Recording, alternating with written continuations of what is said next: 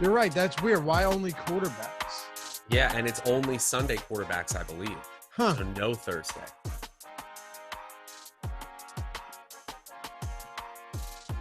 Well, I have one I like. All right, let's hit it. And Mike, hold on, Mike. You're gonna pick 4 of them from tonight to poll for the. You can do it when we start. You don't have to worry about it right now. Neil's got one. Matt has one. Matt, try and pick one from another game, and then I got one, and we'll be good. We're gonna crush it. All right, sorry, Mike. Go ahead.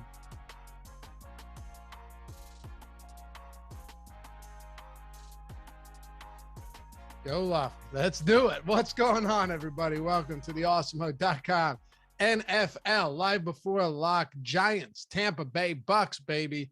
Big spread today. Pretty nice total and a fun slate to talk about this with you. Taking you all the way up to kickoff at 8:15. I'm Dave Loughran. With me, as always, Matt Savoca. Look at that smile. This man is always happy. It's amazing. I wish I could be that happy. At Draftaholic.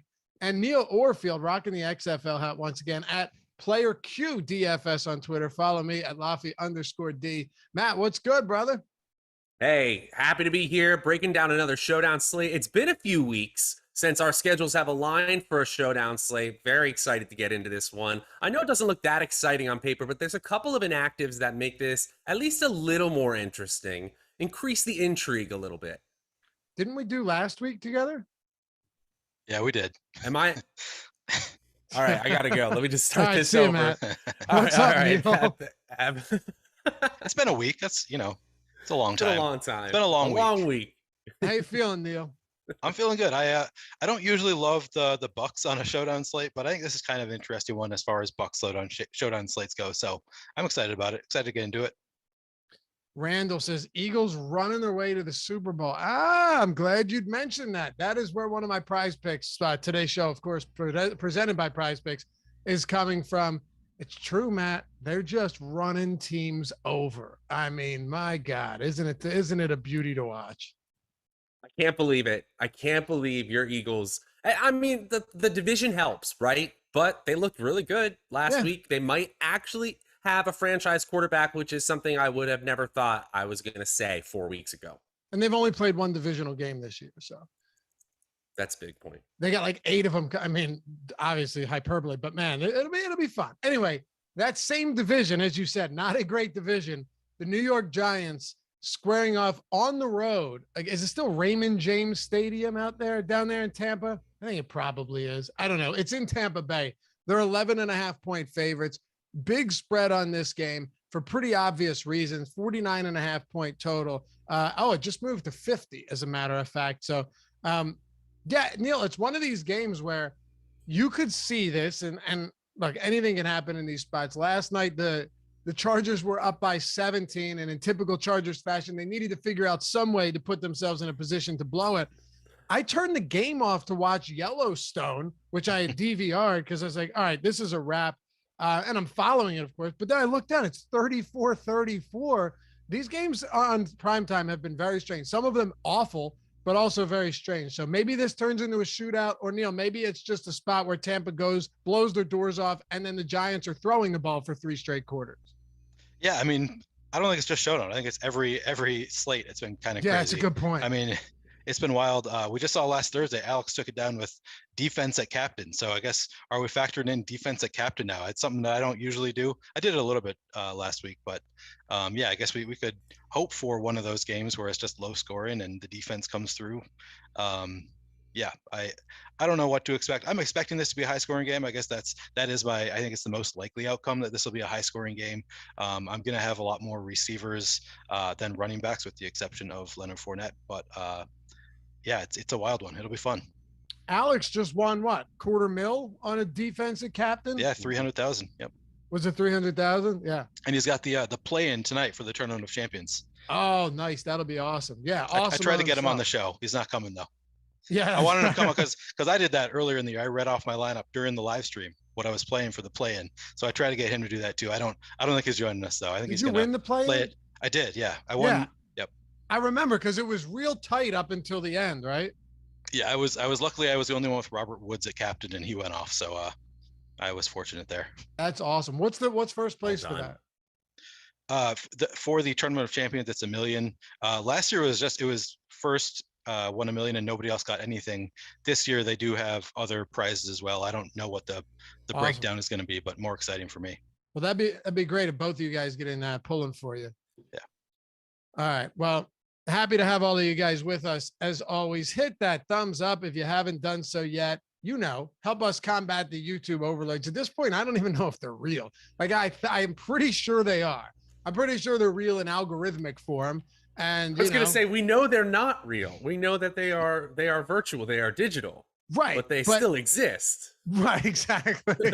Soon everything's going to be a robot, Matt. So, look, here's the thing. Someone had to create those algorithms, right? Yeah, that's true. Well said. So, look, just give me this, Matt. We got to feed the algorithm one way or another. That is actually real. I've done my research into this, and we do well because you guys have helped us do well. You guys have subscribed, which if you haven't done so yet, much obliged. Appreciate you for that. A lot of people that watch these shows haven't subscribed yet. If you hate it, unsubscribe. Like if you wake up in cold sweat, you're miserable, you've made a horrible decision subscribing to Awesemo, just unsubscribe. You never have to hear from us again. But I don't think that'll be the case. Anyway, hit that thumbs up, subscribe to the channel. If you want to join it down below, hit that join now. Get the sweet badges that they get cooler over time. It's true. I got mine. Custom emojis, shout outs, a free super chat every month. Jordan told me about that. And what else?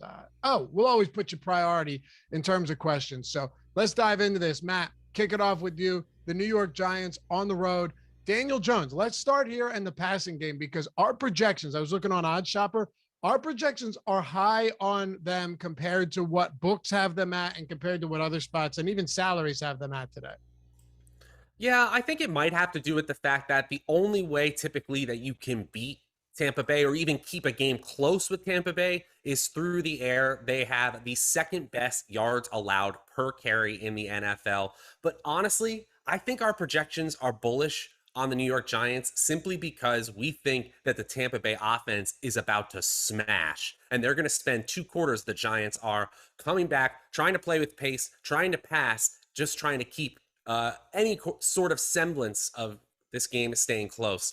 I don't know if they're going to be successful in doing it, but I really think that is the main basis for the Giants getting pretty good projections across the board in the passing game. It's not like Daniel Jones hasn't ever gotten there. He had a 400-yard passing game earlier this year, but the recent results have not been that exciting. 110 yards passing last week, 222 against the Chiefs, 203 against Carolina. That is sort of where the most likely range of outcomes lies against the Tampa Bay defense. But if this game gets out of control early, they could just let up a little bit defensively, allowing Daniel Jones in the passing game some easy points in the second half. Matt is probably right here, Neil, in terms of what we've seen and what we've expected. But I will say this much. Oddly enough, if you look at the last 3 games for the Giants, they've never really trailed by much. Even against Kansas City, that game was super competitive, and Devontae Booker was playing well. Their defense was holding up and really you wanted to keep the ball out of Mahomes' hands, so you try and run it. Against Vegas, they were up by a touchdown or more most of the game. He only threw 20 times. And against Carolina, they mopped the floor with them 25-3. So you look at the game before that where they lost 38-11. Brutal game. Daniel Jones was terrible. But he did throw 51 times. So I do think there's a potential that you see that elevated passing volume because they're down to the best offense in football. Yeah, I agree. And they've shown they're not afraid to throw the ball. I think that Tampa's defense is, they have a better rush defense than pass defense. So I think that is conducive to trying to throw the ball against them. Saquon can be involved in the passing game. So maybe they'll throw more just to, short passes to Saquon. I agree. I think they're going to be throwing it all game. Even if they take a lead, I don't think they're really going to take their foot off the pedal unless they're up by a lot, which I'm not expecting. So I'm expecting there to be pretty high volume passing. I'm going to have a lot of Daniel Jones, and I'm going to have a lot of his pass catchers too. Who do you like most as far as his pass catchers go? Who do I like most as far? Let me. I like Darius Slayton. I like the price tag for Darius Slayton a lot. I guess Kadarius Toney is the obvious one. Kadarius Toney is my favorite of his pass catchers. Definitely the most likely to have a big game. He should have high volume. I'm going to have a lot of Kadarius Toney. I'd say he's the number one option for me. I kind of like Kenny Golladay. He hasn't really done it this year, but they did pay him a lot of money. His price tag is way down. I guess he's still more than Kadarius Toney, so not way down. But the fact that he hasn't done it yet this year is kind of going to drive his ownership down. He's projected to be lower owned than Kadarius Toney, and I think the ceiling is still there for Kenny Golladay. And then Darius Slayton, as I mentioned, he's just cheap enough that he has a positive leverage score in the boom bust tool. So I really like Darius Slayton as well. I'm going to have a mix of all of them. I'm probably going to have a couple of them in several of my lineups. Matt, nothing makes me feel better than do the strategy show with our friend Matt Gajeski in the morning. And we always hit on odd shopper bets because that early in the morning, those props haven't moved much yet. You haven't seen any swings, but our projections are in. And we had Toney at we still do 66.6 projected receiving yards in this game. And his prop was sitting at 39.5. All right. If you look at DraftKings now, it's up to 46.5. It's come up considerably. I hit it this morning. DraftKings was 41.5, but I went over to Bet Rivers. It was at 39.5. That showed Odd Shopper shows you where the best bet is. Had a 73% win percentage. It was even higher earlier in the day. 39% projected ROI. You look at it now, and it just keeps coming up throughout the day as we get closer to kickoff. So as we saw with like Jawan Johnson last week, these projected these prop lines are starting to come closer to our projections, which makes me feel a whole lot better about someone like Toney tonight. Yeah, I'm noticing that in, where I'm looking at Odd Shopper too, Toney over on receptions. I think we could see him smash 4.5 receptions, over 4.5 receptions, which where I'm looking in New Jersey is the fourth best win rate here. And on Prize Picks, I realized that the line for receptions is even lower, 4.0. I think I really like the over on that one right there too. So it's interesting how like when I start to look at the game flow and then I check our projections and then all of a sudden I realize I want to bet the props on both Odd Shopper showing me the best place to do it. And then on Prize Picks, it's even better. I'm just going to go all in at that point. I feel like you have to. I mean, look, Toney Neal has not exactly been consistent, but Sterling Shepard's out again. This may seem irrelevant, but Dante Pettis, who had a few games there where he had some considerable opportunity. You two guys were actually always listening to it live before, like a couple weeks ago, where you were like, hey, hit Pettis, get the Pettis here. He's super low owned and he scored in that game. That was a primetime game, maybe against Kansas. I don't know who it was against, but yeah, Toney still has a 11.6% positive leverage score in our top plays tool, Neil, which is one of the highest you'll see usually for a guy at that price point. Yeah, it's pretty massive. I mean, you love to see that. I mean, that's the biggest reason I'm getting to Toney. I feel like coming into the year, I didn't have high expectations for Toney. I was all about Golladay, and just throughout the year, he's proven himself over and over, and they love targeting him. So at 6,800, he should have the opportunities. I don't know what else to say. If he has an 11.6% leverage score, 40.4% optimal utility probability, and then an 11.4% chance of being the optimal captain, that's pretty massive for a 6,800 player. He has positive leverage in both the captain spot and the utility spot. I really love it from a DFS standpoint. Yeah, Justin, Toney 36.5 yards right now on Prize Picks. Justin just mentioned that in chat. Yeah, I mean, come on, that's even if this is the thing, Matt, and this is for DFS purposes for anybody, even if something like that doesn't hit, you're still making the right play. And that's really all that matters, because over time, you're going to be profitable making the smart plays like that. It's not a one game, oh, he went under, you can't use this process anymore. It's nothing like that at all. Right. I think the two most important words you just said are over time. When you make bets that are where our projections are consistently DFS different. too. Yeah, that's where you got to do it. You got to keep making bets with our projections that are different than what the field believes. Over time, you will eventually find yourself on the correct side. Hey, Matt, are you willing to captain Toney today? Oh, hell yeah. Me too. Absolutely. I mean, I've just seen, I don't, especially with Sterling Shepard out.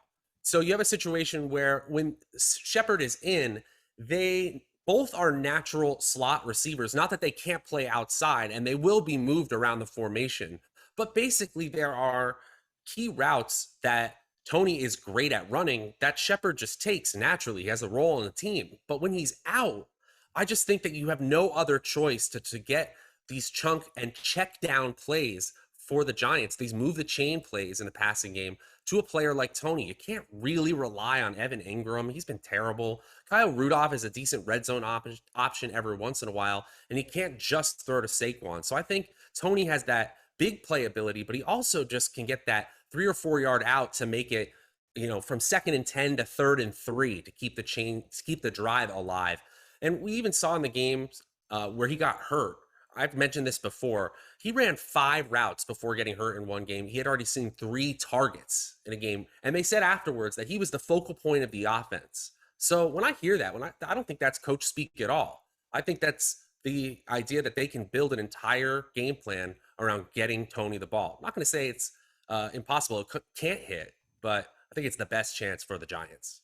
Matt, this is something Neil talked about when we opened the show, but Spacer Raft, maybe it's supposed to be Spacer Raft, but it just doesn't, I don't know what it is, but I know this. He said Slayton going to ruin a lot of slates. I don't know if he means that in the sense that Slayton is going to ruin a lot of slates because he's going to do nothing, or the fact that Slayton does have that big play upside, and we've seen him do it before. As a matter of fact, it was against Washington, remember, earlier this year in week 2, where he dropped the touchdown, but he had a 33-yard touchdown and would have had another one. That would have blown everything wide open. He is a massive boomer bust type of receiver. But could we be looking at a game tonight where Slayton ends up being the one that gets a couple of those deep balls and finds himself in the end zone once or twice? Oh, definitely. And I don't have any rule about not playing 2 receivers on the Giants. It's not impossible that 2 of them get there, especially these lower salary options. I'll have a lot of it. I was looking at, Slayton is 14th in the NFL at 15.8 yards per reception this year. He's the quintessential big play guy. So you don't need a lot of catches to hit. If he breaks one at that salary, especially on FanDuel, I think, he'll be in the optimal lineup. So I don't hate that at all. Yeah. I mean, his target totals have been low lately, but so is everybody's. They haven't thrown lately. So again, when you're looking at just lack of volume like that, sometimes one game is what it takes. Now, I do think, Neil, that a guy, and Matt kind of teased it a bit here, a guy like Kyle Rudolph probably shouldn't be this much cheaper than Evan Ingram based on what we've seen. Evan Ingram has not been good. And Kyle Rudolph over their last 3 games leads the team in red zone targets and in goal line targets. So could he find himself with a 2 for 20 and a touchdown at very cheap cost? I think he could. What are you doing with these tight ends? Yeah, so I'm coming in a little bit over the field on Kyle Rudolph and under the field on Evan Ingram. I agree with you. The only thing that sort of made me hesitate a little bit is that Kyle Rudolph does have negative leverage in the tools, which kind of surprised me.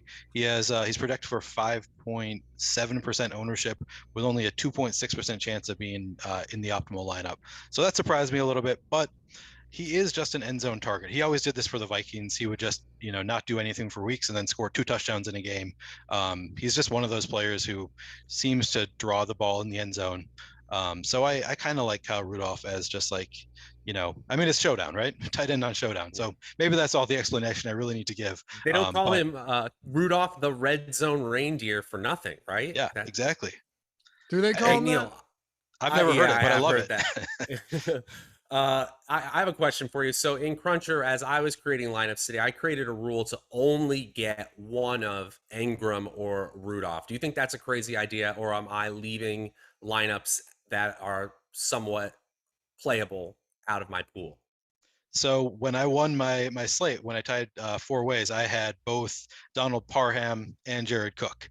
So I think there's your answer. So I think that, there is some negative leverage there, but in the largest field tournament. So depending on the where you're playing, if you are playing in the Millie Maker, I don't think that is a rule that I would set if you're playing 150 lineups. But if you're only playing 40 lineups, then I don't think it's a bad rule to set. I mean, then you want to just optimize your chances of success, and they do have some negative leverage there. So I think it makes some sense. Obviously, in smaller field, you probably want to set that rule. But in the Millie Maker, I like to embrace negative leverage a little bit. We've talked about it. I like playing the defense against quarterback sometimes in the Millie Maker, just because people really try to set rules to minimize their negative leverage, and then you can get unique a lot easier just by embracing it a little bit. Neil, how much when you're doing something like that, how much are you considering what a team's implied total is and just the overall touchdown equity on an offense? Like with the Chargers, that team can rip off a ton of points at any given time. With the Giants, they're not nearly as a quality of it. Does that not bother you because you're just really trying to get those low outcomes to happen and put yourself in a spot where you're not chopping with 10,000 other people?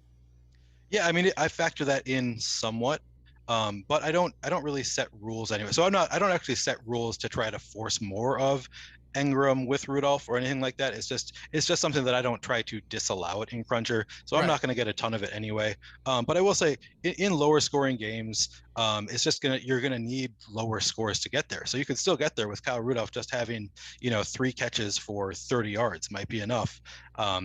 So yeah, I do factor it in somewhat, but the fact that you're going to need lower scores to be optimal in the games where teams are not scoring as much, it doesn't totally scare me away. It maybe makes me hesitate a little bit, makes me get to it a little bit less, but it's not something that I'm totally fading it. But yeah, I'd be more likely to get there, I think, if they were going to put up 30 points. Gene B. Kim, what's up, bro? It's been a while. Thanks for the super chat. Gene B. Kim might have been our original mega heater, Matt. After when we started doing the Hall of Fame thing, maybe, I don't know what I guess we started doing it 8 or 9 months ago.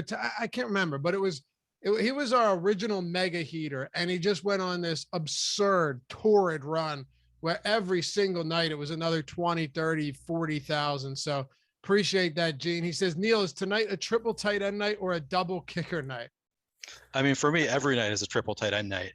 I got to say, I think that Gene B. Kim will be back. He's I talk to him regularly. Professor Gene B. Kim. That's right. Yeah, he's Math just gonna. Professor, right? Yeah. Probability is gambling. I think is in the title of his course. For what we do. Yeah. It seems like a pretty good niche. Yeah. That makes sense. He'll be back. It's fun. We had Whistles Go Woo on the contrary with Alex and myself the other day, Matt, and of course he specializes in optimization, so just build his own optimizer.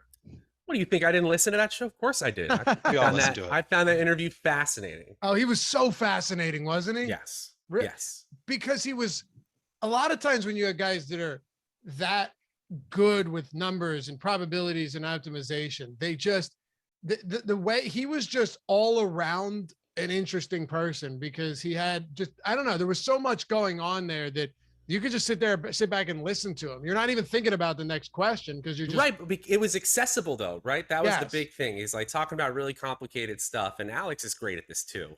But sometimes you get one of those on the contrary shows where it's just two goats, and yeah, that was a wonderful listen. Very cool. Hey Matt, what are you doing with the backfield? I know it's ugly, I know it's tough, but here we are with Saquon Barkley returning. He hasn't played since week 5. It's been a long layoff for him. Meanwhile, Devontae Booker, who was also questionable, is active. He was getting a ton of work in Barkley's stead. Do you think we see another scenario like early in the year where Judge works him slowly back into action?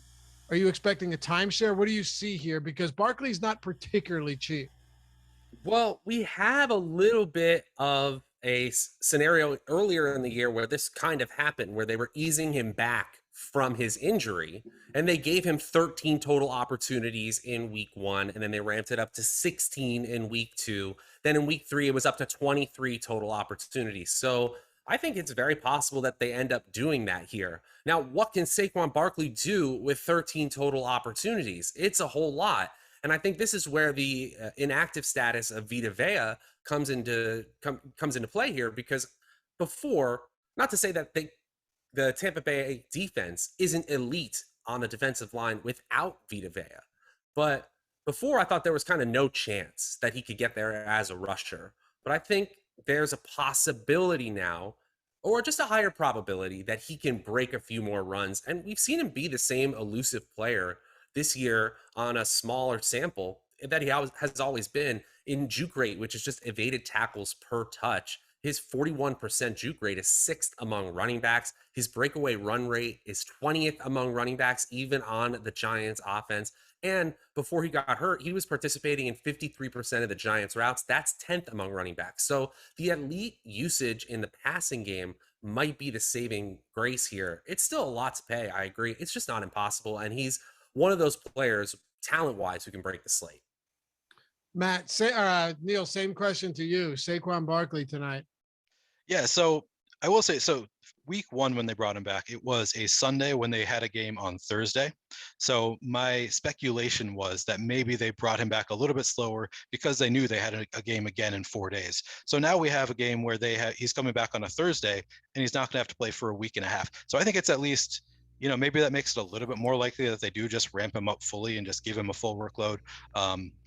I'm assuming that he is going to have a full workload, but that still doesn't make me, want to go overboard on Saquon Barkley just because he is playing against the Bucs defense. There are a lot of other great options, but I mean the price is right for him, right? He's 7,800 on DraftKings. That's a pretty tempting price for Saquon Barkley for a player of his talent. So I'm definitely going to get to some Saquon Barkley. I'm not going to shy away too much, but he has negative leverage, so I'm not going to be with the field. I'm going to be under the field, and that scares me a little bit. But you gotta make those calls. You got to trust the tool sometimes.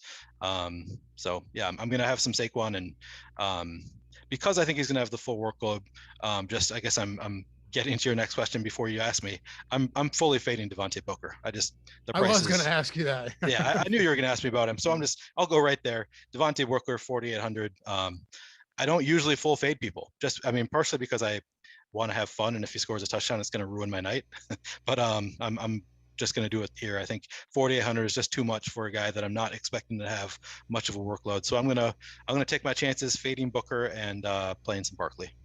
Well, if Neil Orfield's fading him completely, get him out of your lineups. That's a bad omen, right? It's a rare thing. Yeah, it really is. That's not good. I mean, you just jinxed me. Monster. I agree with you though, because you're paying a premium, not a premium, but you're paying a decent amount for a guy that's already in a tough matchup. We talked about Vita Vea. You're taking a guy that swallows, grown men whole in the middle of that defensive line, and you're taking him out, but they're still good. They still have good linebackers. This is tough. By the way, our producer Mike's going to throw a poll in. Answer this poll for us. We're doing a prize picks. We're going to sweat this one together. We fixed it last week. I screwed this up. I didn't know. I hadn't tried to do any same game stuff there, and you couldn't do certain amount from the same team. I was always doing mixing it up and bigger slates. But if you weren't here, if you were here last week, we threw together a 4-pick power play, which if you hit them all, you 10x. So Mike, throw that in there. And that'll be our 4th one. Neil has one, Matt has one, I have one. Those will be 3. The 4th one will come from you guys. So don't do us dirty. Get the right one here, and we'll make that our number 4 when we do this prize picks 4-pick power play in just a little bit. Matt, anything else you want to talk about from the Giants? I think that we've covered a lot of it here. Yeah, we're good to go. I guess the hold on. First of all, swallowing grown men whole. You got to be sick. I'm well aware that I slip up oftentimes. I'm not saying the whole thing. All right. The whole.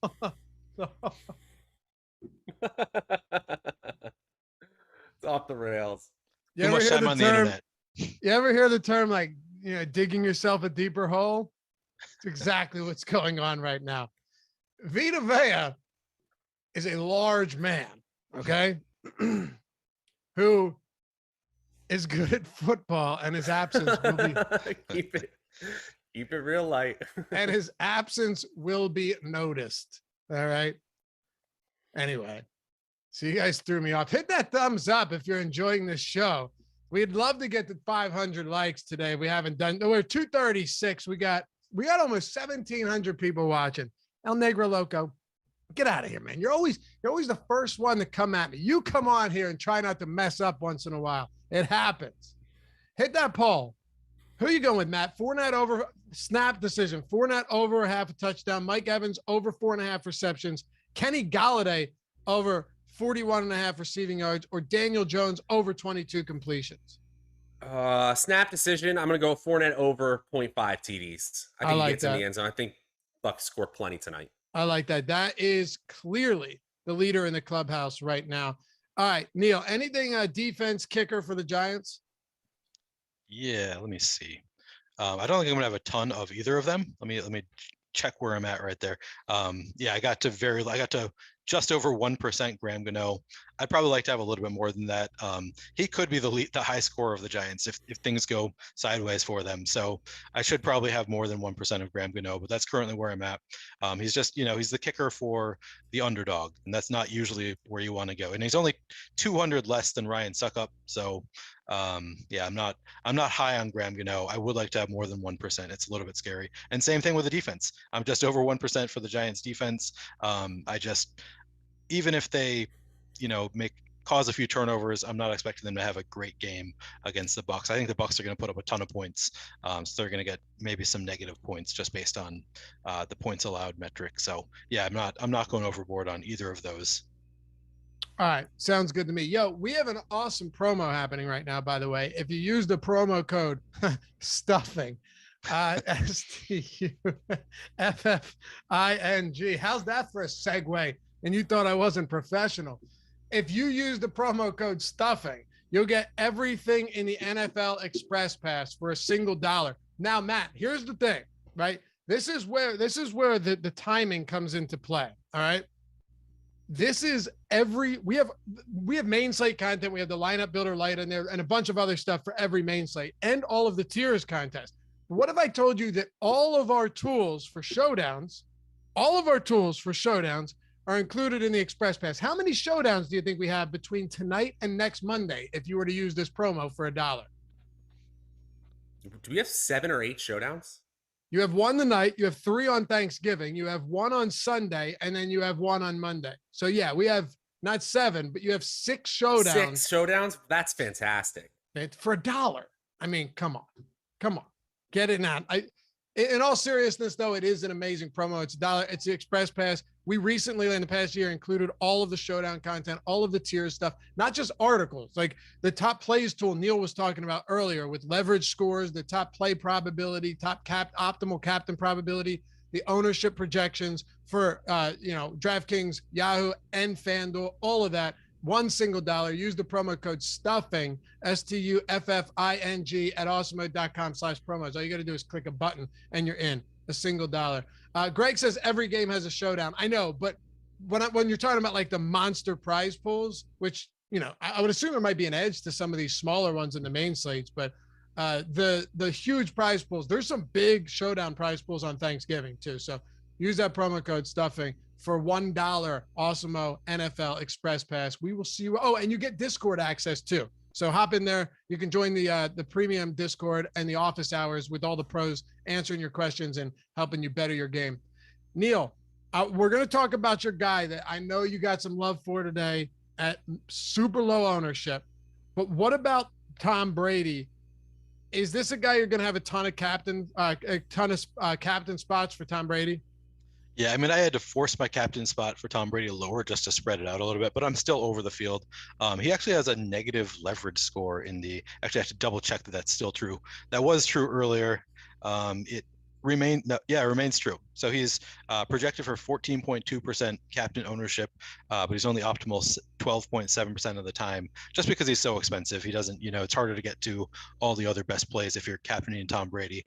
But he is still, the most likely to put up a ton of points. So even though the field, he's obviously more often than not going to be optimal, he's still the most likely to be the optimal captain. So yeah, I like Tom Brady a lot. I'm going to be just over the field after forcing my way to get lower and lower to try to get more other guys in there. But he's a great play at captain. I would have no issue if you're playing one lineup and you have Tom Brady at captain. He's a great play. And he's probably the cash game captain as well. I'm not sure about that since I don't play cash. And then of course on FanDuel, I haven't been talking much about FanDuel, but I think it's the obvious captain play at FanDuel for cash games. What are your lineup? I'm not asking for all of your lineups, but what are the sacrifices you need to make it in these lineups with Brady at captain, Neil? I mean, you're probably not going to be able to play Mike Evans too much with Brady. You're probably gonna have to choose between Mike Evans and Chris Godwin at the very least. You're gonna have to choose which one of those guys you're gonna play. And then most likely, if you're playing Brady at captain, you're gonna want to have at least 2 pass catchers with him. It's not something that I force into my lineups because, like I said, I try to embrace some negative leverage. But most often when I have Brady at captain, just based on the way I set my groups and stuff, I'm going to have 2 pass catchers with him, just because if he is targeting one receiver, if it's, he gets there through just one receiver, more likely than not, that receiver is going to be the optimal captain instead of Brady. So generally you're going to have to force in a couple pass catchers with Brady if you have him at captain. And you're going to have to choose between Godwin and Evans, which means you're going to have to play somebody you probably are not that comfortable with Tyler Johnson, or you kind of set me up, or Brashad Perriman, or somebody, one of those kinds of guys who makes you super uncomfortable. You're going to have to play one of them. I guess you could also play, Gronk or Cameron Brate, or nobody else that you feel really that comfortable with. So those are kind of the decisions that you're going to have to make. If you're playing Brady at captain, you're not going to be that comfortable with your entire lineup. Yeah, Matt, I think it's kind of almost a necessary route that we have to take when breaking down this Bucs team, because you don't have Antonio Brown, but you do have Godwin, you do have Evans, and then Brady at captain is going to be expensive. So what type of concessions, as Matt Kajeski would say, are you making to get these guys in? Like, is Perriman in play for you? Is Tyler Johnson in play? What about Gronk coming back from, a strange checkered injury history over the past, month or so, month and a half? I know he played one game, but he wasn't effective. Yeah, I think I attribute this more to the fact that this was sort of the unspoken stipulation of him coming back, that they wouldn't rush him if he was hurt. So that's all I take it as. I think he is, now that he is back, I assume that he's going to get a pretty decent workload, to be honest. And I'm not afraid to go to Gronk, especially when I have Tom Brady at captain. I have some Tyler Johnson. I'm definitely going to get to him, but I'm not feeling great about it. I even include Giovanni Bernard as a possible pass catching option, and I'm more trying to consider Bernard in a traditional passing game stack than I am, correlating with in a traditional running back sense. I don't like anyone other than Gronk, Evans, or Godwin. No one does, but I do think you have some Giants players who are probably good for 3 to 5 targets. That, I'm seeing some lineups here that have Brady at captain on DraftKings again. So it's got the salary modifier. It's got Godwin, Evans, and Kadarius Toney. And I still have 2 players that I don't hate in there. So it's possible. All right. Because Brady, what's his ownership? What's his captain ownership right now? 14%. It's not crazy. It's the highest that he still has a 7% leverage score, Matt, on our top plays tool. I was going to say, I'm pretty high over the field on Tom Brady right now, specifically on DraftKings at captain. I feel like you can fit him in pretty well. And especially if, you want to go away from Kadarius Toney, the more obvious receiving game option from the Giants, I get it. But the fact that you can fit him in with 2 of the key passing game options from Brady, I kind of like it. Neil, I mentioned Prize Picks earlier. I know that the one that you love today, and by the way, use the promo code Awesemo if you're signing up, at Prize Picks, $100, up to $100 first match deposit bonus, player prop platform. It's awesome. You can up to 10 extra entry fees. You can do a 2, 3, 4, 5 player lineup.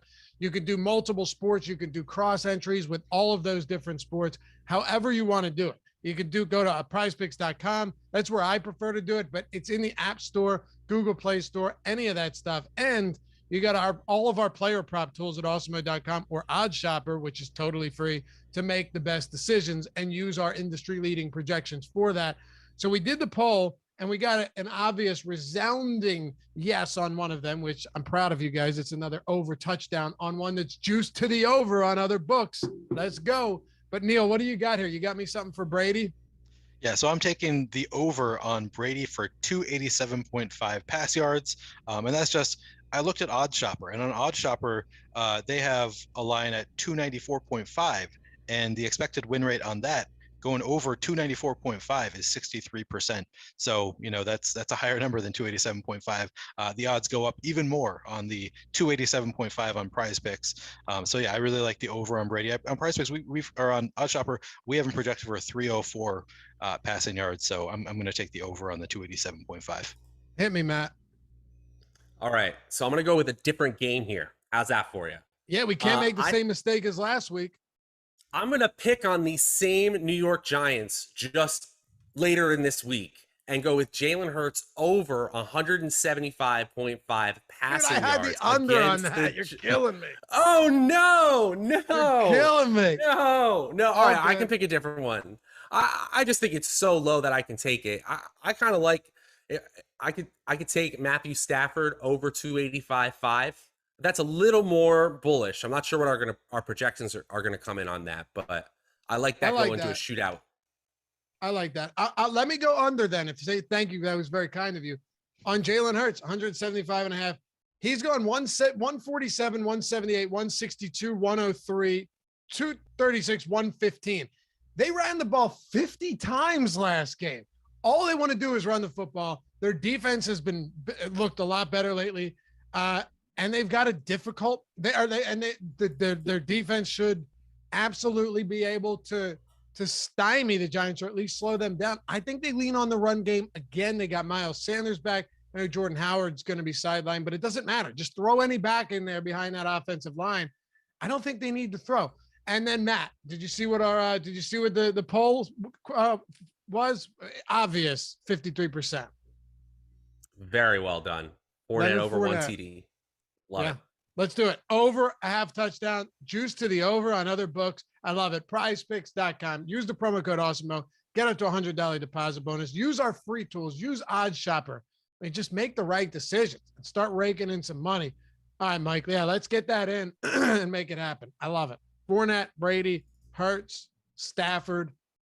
All right, so we got something to sweat for tonight too. Neil, who are your favorite pass catching options from the Bucs? My favorite is Chris Godwin. He's the most likely to hit by far. But the ownership is going to be there as well. So I think that he is the most likely to hit. I guess it depends on how you define favorite, but I'll keep going down. Mike Evans, more expensive than Chris Godwin and less likely to hit. The ownership comes down a little bit as well. So I prefer Godwin over Evans. Tyler Johnson scares me a little bit, but he also looked pretty good in Odd Shopper. One of the better Odd Shopper spots was Tyler Johnson over 30 receiving yards, which isn't a ton, but shows that we're still expecting him to be pretty involved.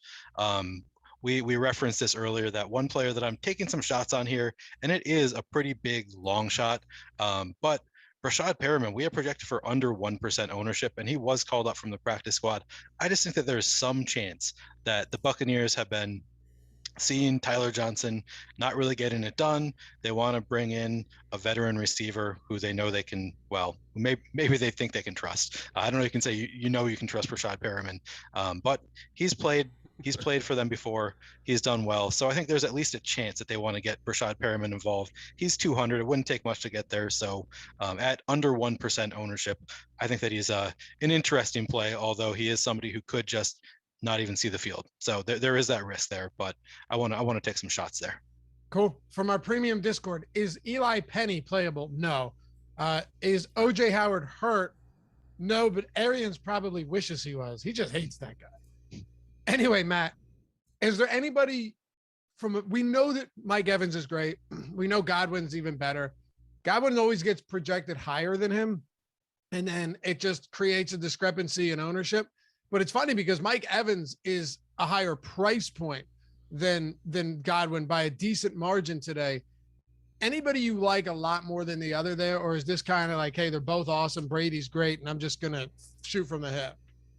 Yeah, there are some sites tonight where it's easier than others, like on Yahoo. This is pretty easy to do, but I think there is a way you can play this slate where you just take a stand on one of these receivers. And if I'm going to do it, I'm going to do it on the Godwin Brady stack. One thing I was really encouraged by last week is, he came into that game a big question mark whether he was even going to play. Then he comes in and plays 95% of snaps, sees his usual target share, gets 7 receptions. The yardage isn't, Chris Godwin-esque. But if there's one player I really want to bet on of that trio in Tampa Bay, it's there.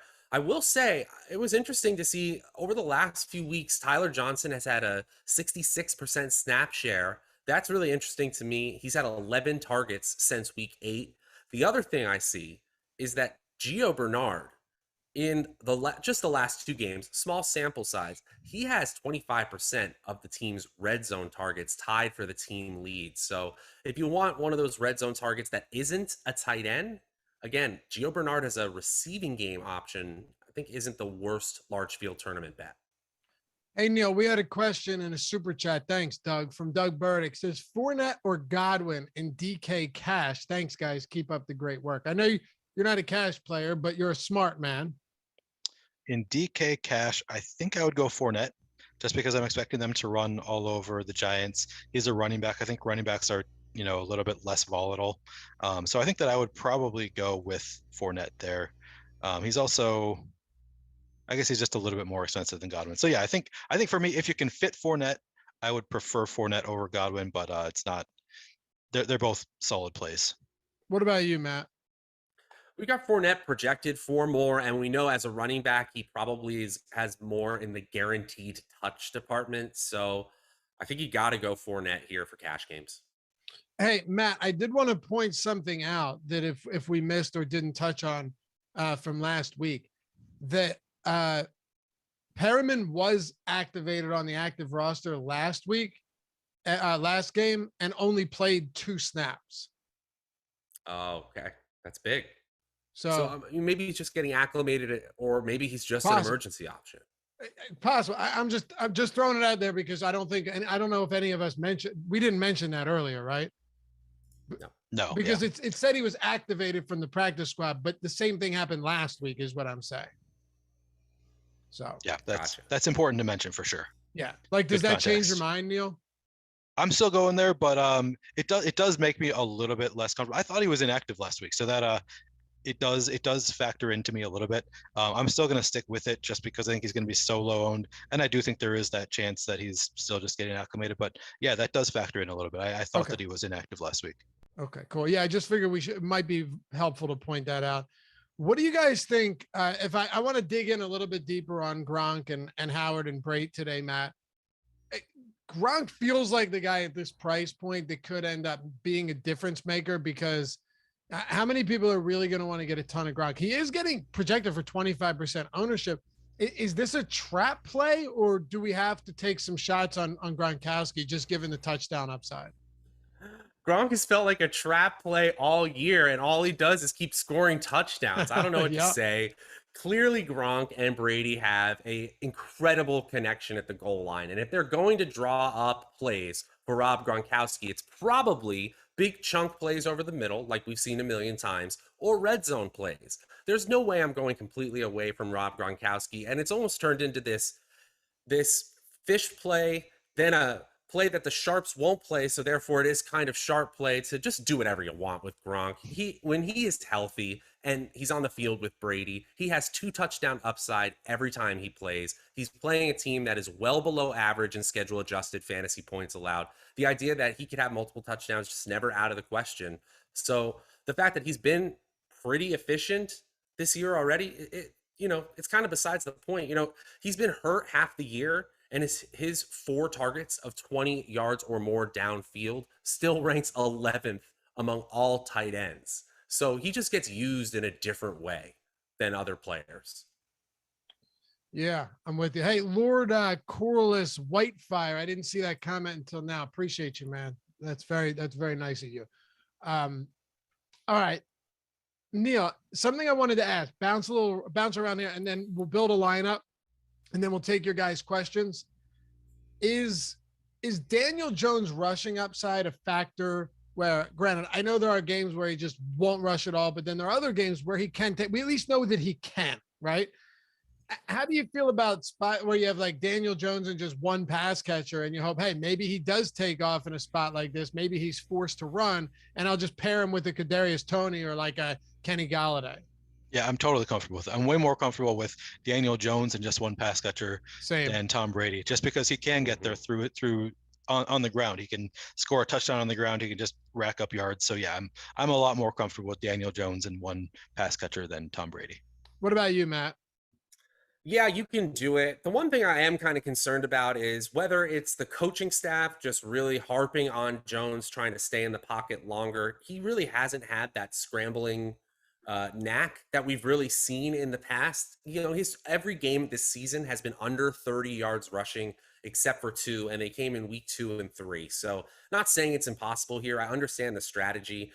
And certainly in a single game slate, you can be as contrarian as you want with a rushing quarterback, but it hasn't happened in a while. I'm not sure they wanted to in New York.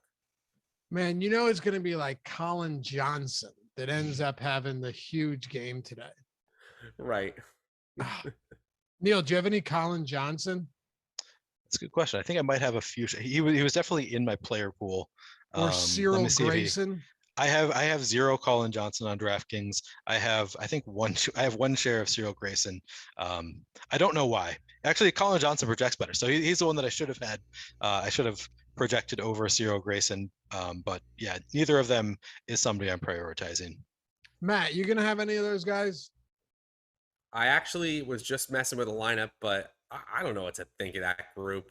You know, it's sort of like what Neil was saying, you can just take a stand. We don't know more than the field about Brashad Perriman, but if Brashad Perriman does get in, even and gets one deep target and he happens to catch it, and Neil is the only one in a player, you know, an entire contest that has him, that's the kind of play that wins you a tournament, even if he doesn't get a huge score. So, you know, I'm looking at it. I also saw that Jalen Darden played 8% of snaps, received 2 targets over the last week. So, I mean, these are low options. Even Darren Fells, I think it may have just been 1 snap, a 2% snap share last week. Neil, would you be playing Perriman in like a single entry, you know, $50,000 prize pool, maybe $50 entry? So actually, hold on, because I'm in the red zone. Let me tell you what. I'm just curious to get your take here because not everybody's playing. You know, not everybody's playing the huge. It's a It's a $40K, $4K up top, $50 entry. No, I wouldn't play him there. Okay. He's definitely only in the largest field tournaments with the highest payout to first. Otherwise, I'm fully faded him. Cool. I feel like we don't talk about that stuff enough. So yeah, that's probably true. It's good stuff. Hey Neil, some of chat is saying that Cyril Grayson is back to the practice squad. Oh. Let's check for you and make sure that's true. Don't want to have that one lineup dead going in. Yeah, you don't want it. I appreciate that, actually. El Negro Loco, for the record, Laffy, you're my favorite host, way ahead of Josh. Much respect. Good work, brother. Thanks, man. You're the best. Hi, Bryce. He actually said right next to Josh, but I don't want to give Josh any credit. Thanks, though, bro. Let's see. I feel like Twitter ruined their search. Sorry, go on. No, go ahead, Neil. I'm just saying Twitter ruined their search function. I can never find what I want to find anymore. It used to be so easy trying to find my Cyril Grayson news. Everyone's mentioning John Ross. And by the way, for Awesemo Hall of Fame, I want to make sure we're getting you guys everything. So I'm not going to go through all of them today. We can do this tomorrow. I'll definitely make sure to feature all of you guys that have won because I know that's important. But if you want to be involved, if you want to get a free month of Awesemo Plus Platinum, everything on the site, $90 value, and you want to get featured on our Hall of Fame wall forever enshrined in glory here, just go to awesemo.com/avatar, download the avatar, use it on Yahoo, DraftKings, FanDuel, doesn't matter. Wherever, finish top 3 in a field of 5,000 or more and tweet us. Mike put it up on the screen at Awesemo HOF and include us in it as well. Neil at PlayerQ, DFS, Matt at Draftaholic, myself at Lafayette_D because we like seeing that stuff. And not only are you going to get all the love in the world on Twitter, but we'll shout you out here and get your free month of Awesemo Plus Platinum. So it's a win-win-win situation because you're also winning money. Doesn't matter if you're playing a nickel, quarter, or max in the milli, does not matter. So I'll hit on all these other ones because we had some great wins tomorrow. But until then, congrats to everyone. And hopefully we'll get more of them tonight. Tweet us at Awesemo HOF with the Awesemo avatar. All right, let's build a lineup, fellas. Matt, let's go large field here. And I'll get to that super chat in just a second. Let's go large field. And who do you want? Who do you want to captain on DraftKings? We're doing DraftKings, yeah? Yeah, ma'am. Let's do Kadarius Toney. Let's Love say it. the Giants passing game does what we think in our projections it does because it's in comeback mode the whole time. All about it. Neil, give me, are you making some adjustments over there? Or are you good to make? Yeah, but I can still get, I mean, I'm just going to give you the obvious one. If I don't do it, you're going to do it. So I'm going to let you make the more interesting pick. I'll go with Daniel Jones if we got Kadarius Toney at captain. Perfect. All right, we get Danny Dimes, Danny Pennies. Let's hope he's Danny Dimes today. In there, if we're talking large field, you know what? Let's keep it up top and then we can go value a little bit later. I'm going to go Mike Evans, Matt. Okay. All right. So let me see what we're working with here. For what it's worth, you can definitely still fit Brady into these lineups. Yeah, you sure can. Hold on a second. I didn't mention, we can mention John Ross. He played 5 snaps last week, and he played 9% of snaps. Colin Johnson played way more than him. Darius Slayton played way more. Tony Shepard was out, and Ross still.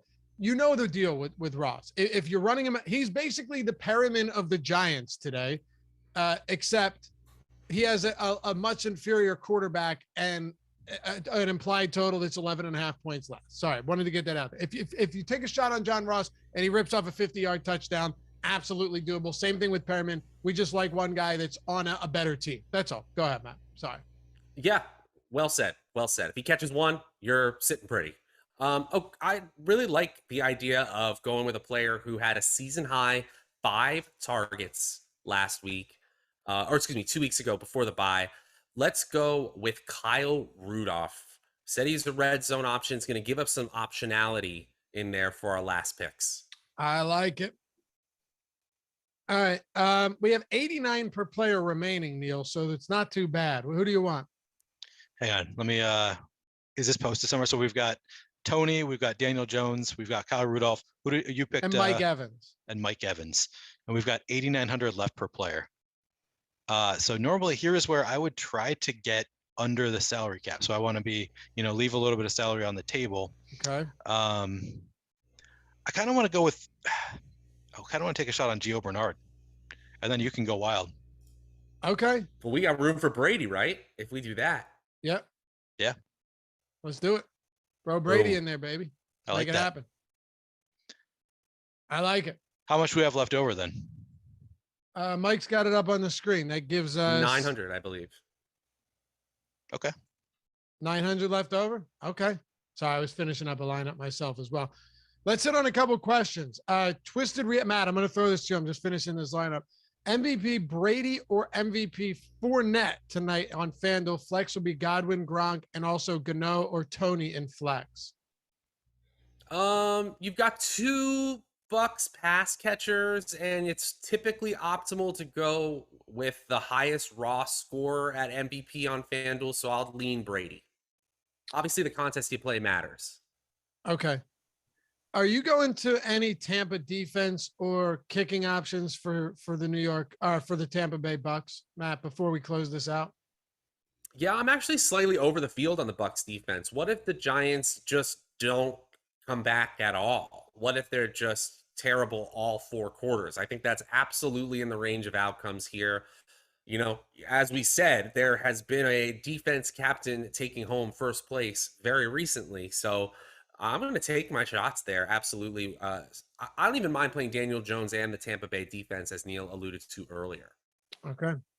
Favorite captain tonight, Neil? It's either Leonard Fournette or Daniel Jones. I have the most Daniel Jones, so I guess I'll say Daniel Jones. All right. Matt, what about you? I'm under the field overall, but my favorite lineups have Chris Godwin at captain.